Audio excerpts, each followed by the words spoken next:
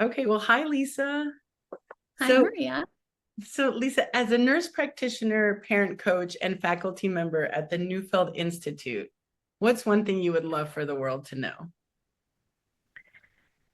It's a big question, Maria. I would like a lot of things, but one thing is I would really like people to know that attachment um, is meant to work in with there's like two modes. There's an alpha mode and a dependent mode.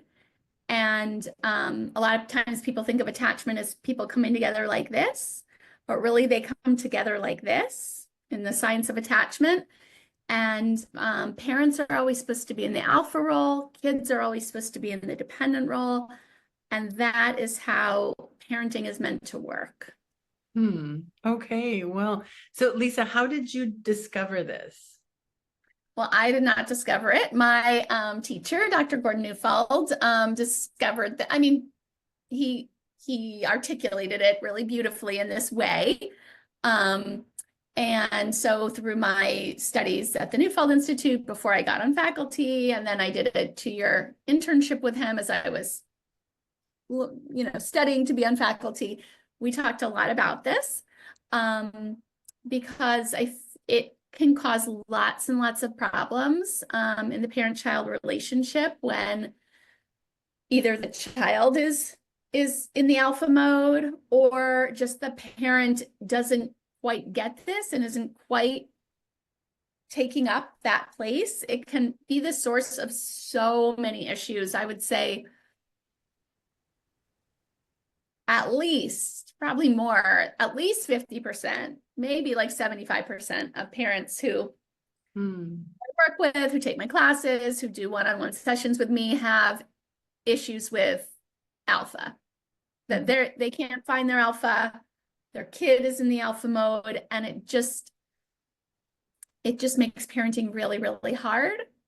Mhm. Whenever I hear parents talk about just feeling like it just doesn't work, feeling like they're failing as a parent again and again, feeling like they can't get their child to follow them or do anything they ask. Um, they'll often describe their kids as, bossy or a tyrant or, something like that. It's Yeah. really a kid just following their instincts. And when they're in the alpha place, that's what their instincts are, is to be in Um, charge and be in the lead and be the boss. And so there's no bad kids at all. I believe that in my heart, that would have been another possibility of something I could have told the world about. But when the instinctual roles are not as they're supposed to be, things get all crazy. yeah. And so it sounds like you've discovered like this to be really true in your work with parents and stuff, as you've seen it work out. And yeah, was there, and for you in your own life, did you feel like a shift? Did you think, yeah, just like see it in your life? Yeah, once you sort of learn about this and really deeply get it, um, yeah, I feel like I started to see it everywhere. I started to feel people whose presence I would be in, who I felt because not just parent child, every people, this is how people come together. Like you go to your doctor, you expect her to be in the alpha role. Whoever's supposed to be taking care of the other person should be in that alpha role. And Yeah. if they're doing it right, you in the dependent role feel safe Wow. and calm and well taken care of. Mm. So, like, if you can imagine going to a doctor and being full of alarm and worried about something, and then the doctor just was like, started crying and like said, well, I don't know what to do. What should we do? What do you think we should do? And they were going even below you in the dependent role. Wow.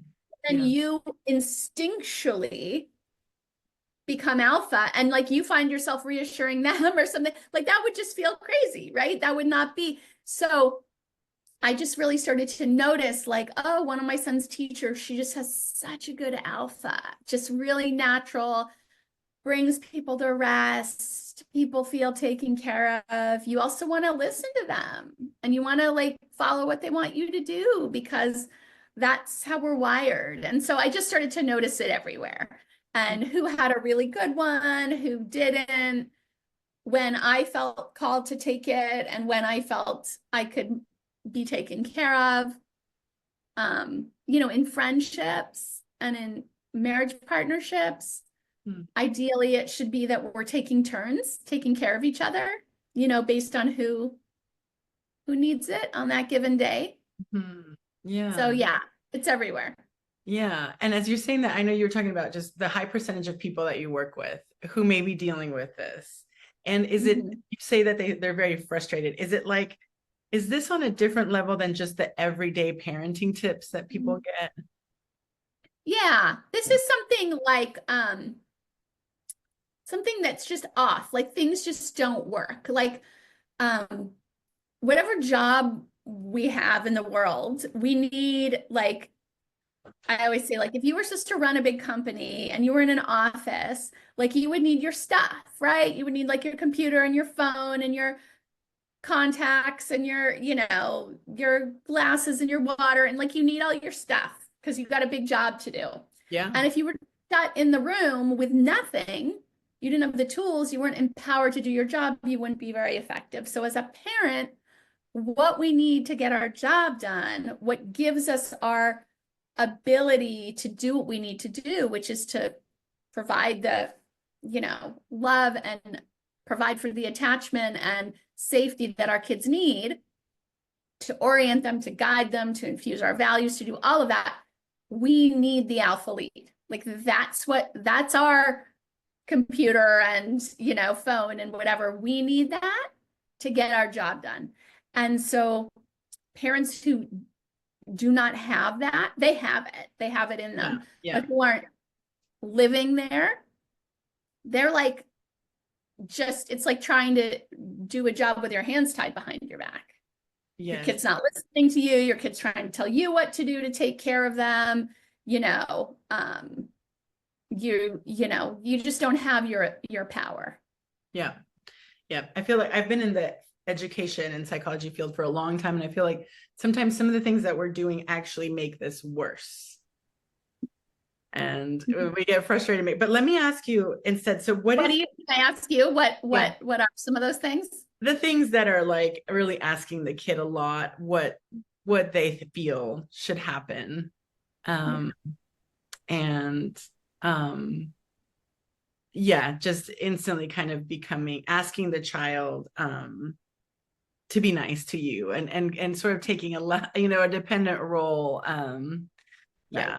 I agree with you. Yeah. Sure.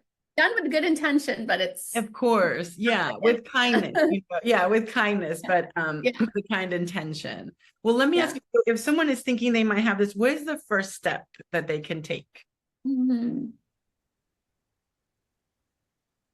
I think it's just to probably, you know, I never recommend action without really understanding something, because then it's just reactive, and it's usually coming from alarm and urgency, and that doesn't work in parenting or in much of life. So I would say really start to understand the alpha and dependent dynamics. And you could just start by noticing it all around you. When do I feel, or with whom do I feel taken care of? Who do I feel drawn to be on top, to take the lead, to, you know, is it with my dog, you know, that I really feel it? You know, a lot of people have a really good alpha with their pets, you know, but not with their kids. Or do I have it with my garden? You know, my really good caregiver to my vegetables. You know, you just notice where you have it and where you don't, and notice it all around you. We have a really good class at the Neufeld Institute called The Alpha Child. It's a 4-hour class. It's so good. It was the first class I ever took. So it helped me, and here I am. Hold on to your kids. Dr. Neufeld's book describes it really well. Dr. Deborah McNamara's book, Rest, Play, Grow, also describes it really well. So there's a lot of places. I have articles on my website. Yeah. So just start to explore it and understand it. So that then you can, the process is not a coming in and enforcing your alpha. That's another misconception, sort of. When people start to hear about alpha, they think it means being harsh, bossy, Yeah. tough, rigid. Alpha is soft, gentle, loving, regal, invitational. And so I advise people, sometimes people can hear about it and like get really like, oh, that's it. That's my problem. I'm going to go tonight and I'm going to show my kids who's boss, like there's a new sheriff in town kind of mentality, and that will not work. So go slow. Yeah. So really increase your understanding.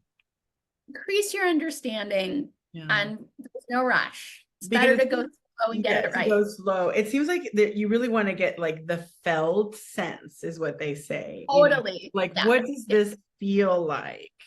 Yeah. What does it feel like in my body, in my bone? Yeah. Yeah. In my voice. Uh-huh. Yeah. Yeah. And rather than really prescriptive steps. Completely. Yes. Yeah. And so what is an obstacle that people face when they're starting to move in this direction? Well, I think there's a few things. One, probably the biggest one, is guilt. People feel really guilty that maybe they didn't know about this before, or that they've, dropped the ball, failed their child in some way. I think that as we grow and learn as parents, guilt is going to be our companion along the way. And I always like to remind parents that feeling guilt is a very alpha thing. As we only feel guilt about things we feel responsible for. And the alpha role is full of responsibility. It's taking up the responsibility of providing what our kid needs. And so with responsibility comes guilt. If we don't feel responsible for something, we don't feel guilty. So it actually means that it's all moving in the right direction and that your heart's soft enough. Also, guilt's a really vulnerable feeling. So feeling it requires a soft heart, which is another really important aspect of alpha. Alpha with a hard heart looks like a bully. So we all want to be alphas with tender hearts that are taking the lead, but in a soft and caring way. So I would say guilt it's not fun, it's not easy, but it's a sign of a really good alpha.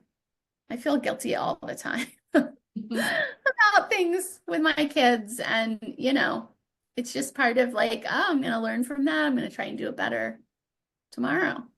Yeah, that's really cool, because we sort of don't want to feel guilty, but like you're saying, it's part of the package of being the responsible one. It's part of the package. I think there's sort of this trend against guilt in the parenting world right now, like hashtag no mom guilt, because it doesn't feel good to feel guilty and people don't want to feel guilty. But I actually feel that I mean, it can be just a joke, but if that's really something that we're trying to avoid culturally as parents, not feeling guilty, then I think we're really sending a message that is not supporting alpha. Yeah. Or supporting defendedness, not to feel that. It's supporting defendant. Yeah, because but we also, that's what we want our kids to feel. We want them to feel guilt when it's appropriate, because we want them to be able to change their behavior from that space of feeling badly about hurting someone or something. And so we want our kids, I think, deep down to feel that. And so, of course, we have to feel it too. Right. Yeah. Right. Wow. Yeah. Yeah. Hmm. That's good. So how would someone know that they're doing it right? Mm, maybe if they feel guilty. That may be one sign. Also, if things start to feel like the wheels are a little more greased, if you notice your kids, and teens too, teens need alpha parents. It's not like Yeah. we're not when they're teenagers by any means. Yeah. Um, if you feel them looking to you for help, for answers, for comfort, to talk, I always say the alpha is like the ear and the dependent is like the mouth, the voice, and so if you're their ear, you're their lap, you're their person, you just want to notice, are you who they come to for help? And do you notice them feeling at rest with you? Not working for relationship, but feeling like they can um, rest in your love, not work for your love. Mm.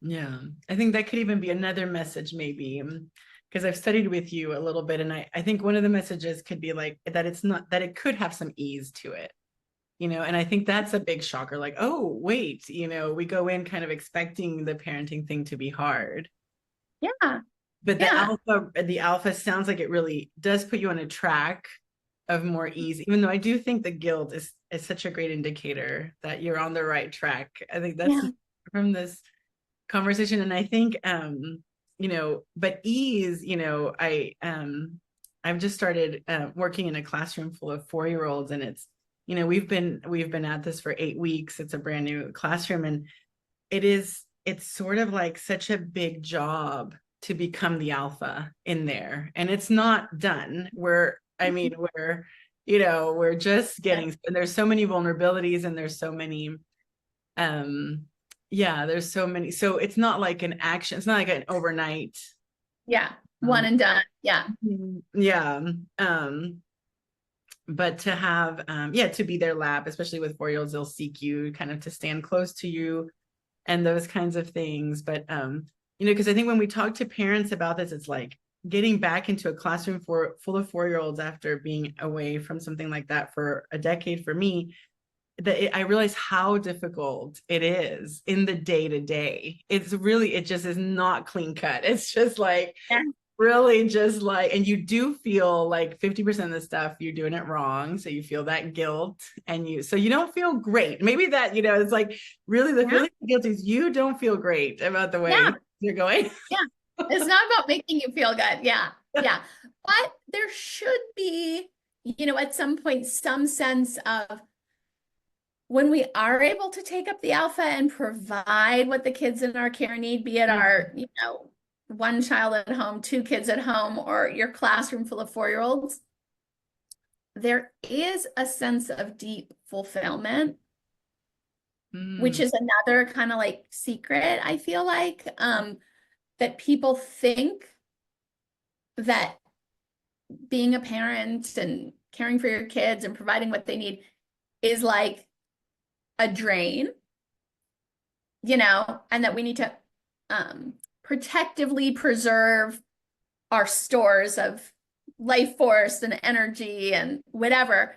But actually, like if you think of that, that would be a really bad design, because like we're meant in our DNA to like care for the young and care for the immature. The mature are meant to care for the immature. That is how life goes. yeah. And so, luckily, like Mother Nature's really kind and gracious, and there's a good plan here.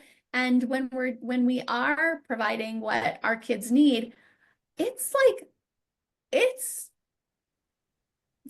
it's deeply fulfilling. We are like fulfilling our purpose, our potential as a Mm, mature person, which is that we now we've taken up that role that we can provide. Gordon Neufeld likes to talk about it as cascading care. So yeah. it's like an image of a waterfall, with the pools. And so the easiest way to see it, I think, is like when you think of a newborn and the mama is caring for the newborn in that really, intimate dyad. And then the papa or the other mama or the community or the grandparents are caring for the mama, and then maybe another layer is even caring for them. And it just goes down and down so that we're cared for, so that we can care for. And people worry so much about how are they going to make their kids caring or, Right. empathetic or whatever. Mhm. We become that way when we've received it, Yeah. So I don't think we need to worry so much about that if we're just providing it. Because Yeah. then they'll become that way and they'll know in their heart that's what you do. How to care. How to care. Yeah. Yeah. And how to receive that cascading care. How to receive the cascading care. Yeah. That's been a big lesson for me going back into the classroom. Like, okay, there are these coaches and there are these administration that are here to support all of us and to That's allow great. that, Yeah. to allow it to come in. I think Yeah. it's so, some maturity. Um, Yeah. so, well, Lisa, that way we can wrap up. I want to make sure with that, I'm going to put in the description just where people can find you and more information about all the Neufeld resources that you mentioned and Great. else.